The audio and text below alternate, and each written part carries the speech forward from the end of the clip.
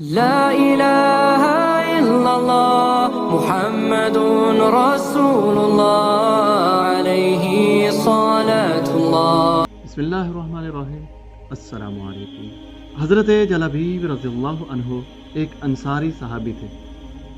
آپ رضی اللہ عنہ نہ مالدار تھے نہ کسی معزز خاندان سے تعلق تھا.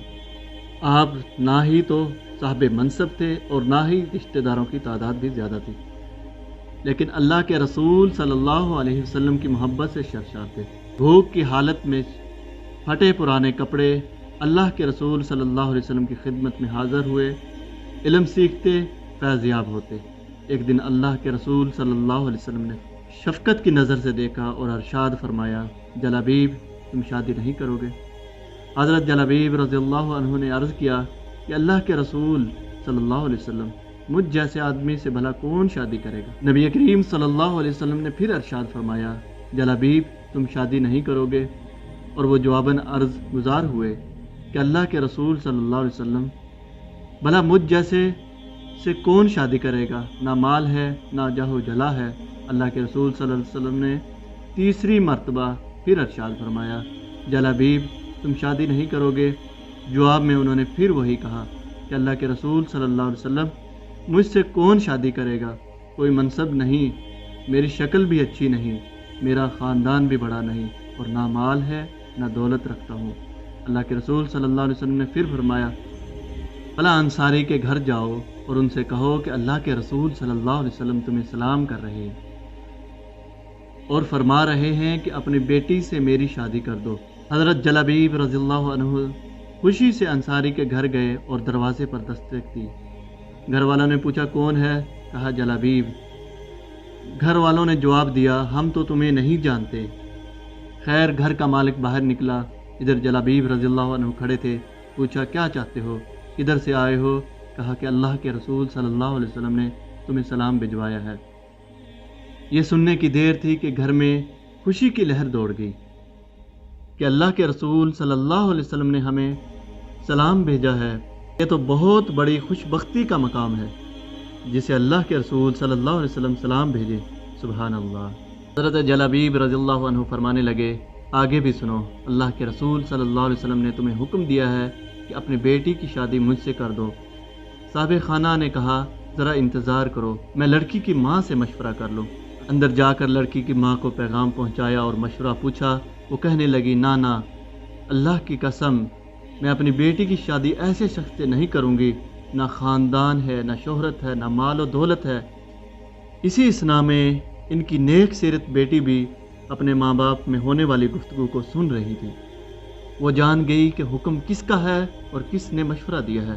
سوچنے لگی کہ اللہ کے رسول صلی اللہ علیہ وسلم راضی ہیں تو میں اس میں یقیناً میرے لیے ہی بھلائی اور فائدہ ہے. والدین کی طرف دیکھا اور مخاطب ہوئی، آپ لوگ اللہ کے رسول صلی اللہ علیہ وسلم کا حکم ٹالنے کی کوشش میں ہیں. مجھے اللہ کے رسول صلی اللہ علیہ وسلم کے سپرد کر دیں. اب وہ اپنی مرضی کے مطابق جہاں چاہیں میری شادی کر دیں، کیونکہ وہ ہرگز مجھے ضائع نہیں ہونے دیں گے.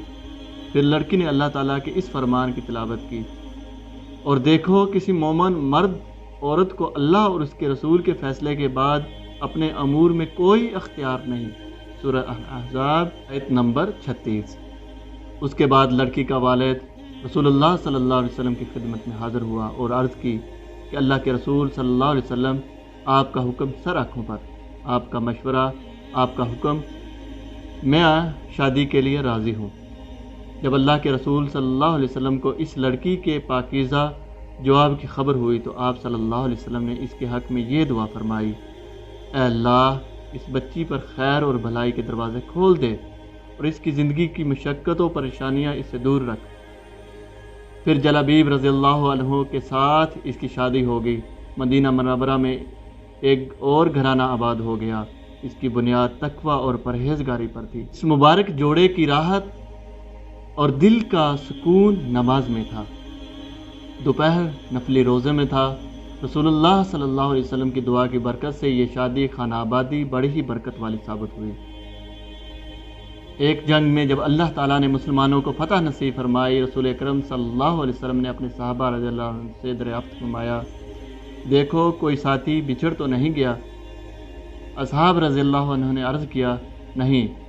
आप सल्लल्लाहु अलैहि वसल्लम ने फरमाया, लेकिन मुझे जलाबीब नज़र नहीं आ रहा, उसे तलाश करो। चुनांचा उनको मैदान जंग में तलाश किया गया। वो मंज़र बड़ा अजीब था। मैदान में इनके इर्द गिर्द 7 काफरों की लाशें थी। गोया वो इन 7 से लड़ते रहे, फिर 7 को जहन्नम रसीद करके शहीद हुए। अल्लाह के रसूल सल्लल्लाहु अलैहि वसल्लम को खबर दी गई। रऊफ़ और रहीम पैगम्बर सल्लल्लाहु अलैहि वसल्लम तशरीफ लाए और अपने प्यारे साथी के पास खड़े मनाजिर को देखा और फिर फरमाया, 7 काफरों का कत्ल किया, फिर दुश्मन ने इसे शहीद कर दिया। ये मुझ में से है और मैं इसमें से हूँ, ये मुझ में से है और मैं इसमें से हूँ। फिर आप सल्लल्लाहु अलैहि वसल्लम ने अपने प्यारे साथी को अपने हाथों में उठाया और ये शान थी कि अकेले ही इनको उठाया हुआ था, सिर्फ आपके दोनों बाजू इसके सहारे मैसर था। हज़रत जलाबीब रज़ियल्लाहु अन्हु के लिए कब्र खोदी गई और आप सल्लल्लाहु अलैहि वसल्लम ने अपने दस्ते मुबारक से इन्हें कब्र में रखा।